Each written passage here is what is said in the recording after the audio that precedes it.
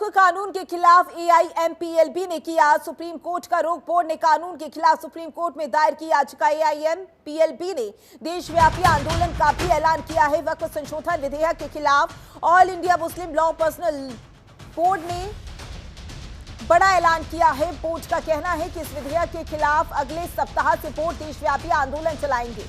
इसके लिए कोर्ट से लेकर सड़क तक लड़ाई लड़ी जाएगी। All India Muslim personal law board ने कहा कि वक्फ संशोधन बिल को लेकर उसकी तरफ से कानून, लड़ाई और लड़क पर दोनों तरह की लड़ाई लड़ी जाएगी। इसके लिए अगले सप्ताह से देशव्यापी अभियान चलाया जाएगा। जिला स्तर पर विरोध प्रदर्शन करके गृह मंत्री और राष्ट्रपति का ज्ञापन पहुंचाया जाएगा। इसी पर ज्यादा जानकारी के लिए हमारी संवाददाता आंचल यादव हमारे साथ जुड़ चुकी हैं। आंचल, वक्फ संशोधन बिल की बात की जाए तो कहीं ना कहीं अभी भी इसका विरोध लगातार चल रहा है, क्योंकि अब एआईएमपीएलबी ने सुप्रीम कोर्ट का रुख किया है, याचिका दायर की है। उस याचिका में कौन कौन से ऐसे महत्वपूर्ण बिंदु हैं जो कि आने वाले समय में बड़ी वजह हो सकती है और ज्यादा विरोध बढ़ने की?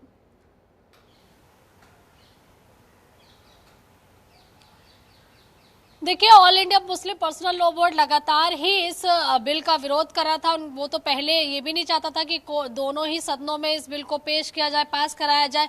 और इसके बाद देखिए, जब कोई रास्ता नहीं बचता है, क्योंकि राष्ट्रपति की भी मंजूरी मिल चुकी है, इसके बाद से सुप्रीम कोर्ट का रास्ता बचा हुआ है। और अब तक देखिए तकरीबन 6 याचिकाएं जो है वो इसके विरोध में डाली जा चुकी है। यानी कि इस बिल को, यानी कि जो बिल पेश हुआ है, इसको लेकर इसका विरोध हो रहा है, इसको वापस करने की बात हो रही है। और साथ ही देखिए ये कहा जा रहा है कि अगर कोई रास्ता नहीं निकलता है तो सड़कों पर उतरकर आंदोलन होगा। और यही कारण है कि मुस्लिम पर्सनल लॉ बोर्ड अब सड़कों पर उतरकर इस बिल का विरोध करने के लिए उतारू हो चुका है। यानी कि अब सुप्रीम कोर्ट का ही फैसले का इंतजार कर रहे हैं लोग कि सुप्रीम कोर्ट में सुनवाई हो। और हालांकि ये देखना होगा कि सुप्रीम कोर्ट में क्या कुछ बातें निकलकर सामने आएंगी, क्योंकि लगातार उनका ये कहना है कि वक्फ बोर्ड पर सरकार का किसी भी तरह का कोई अधिकार नहीं होना चाहिए।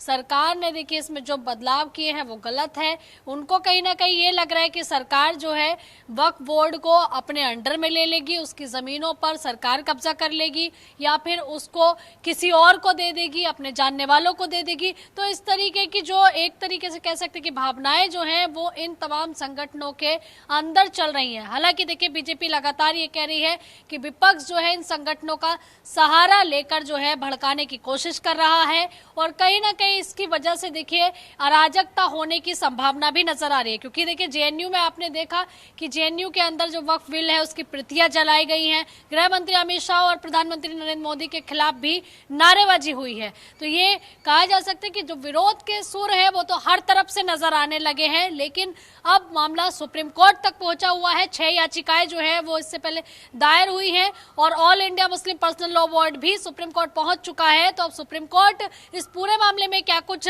सुनवाई करेगा, सुप्रीम कोर्ट का क्या कुछ फैसला होगा, सुप्रीम कोर्ट में जब सुनवाई होगी तो उस दौरान क्या कुछ रहने वाला है। क्योंकि जब सरकार 3 कृषि बिल लेकर आई थी उस दौरान हमने देखा था किसानों ने कितना विरोध किया था उस बिल का कि सरकार को वो बिल वापस लेने पड़ गए थे। लेकिन इसी तरीके का ऐलान यहां पर संगठन की ओर से, मुस्लिम संगठन की ओर से किया गया है कि अगले सप्ताह से बोर्ड देशव्यापी आंदोलन चलाएंगे।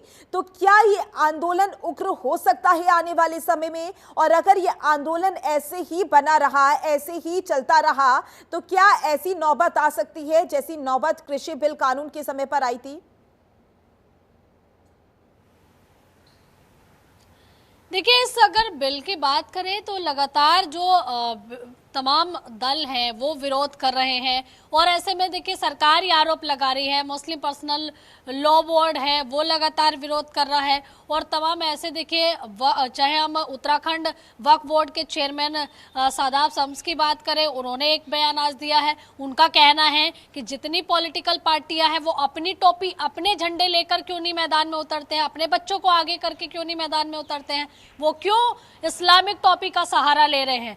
कि वो केवल और केवल राजनीति कर रहे हैं। इससे देखिए कहीं ना कहीं सिविल वॉर होने की संभावना भी है, और ऐसे में अगर मुस्लिम भड़केगा, एक मुस्लिम समुदाय को गुमराह किया जाएगा, तो जाहिर सी बात है कि देश के अंदर जो तस्वीर है वो कहीं ना कहीं हिंसक भी नजर आ सकती है। तो ऐसे में ये कहा जा रहा है कि गुमराह करना बिल्कुल छोड़ दें मुस्लिमों को, और ज़रूरत है इस बिल को पढ़ने की, समझने की, और उसके बाद इंतज़ार करें कि आखिरकार आगे इस बिल के सहारे मुस्लिमों का क्या कुछ हित होता है, उनके लिए क्या कुछ काम किए जाते हैं।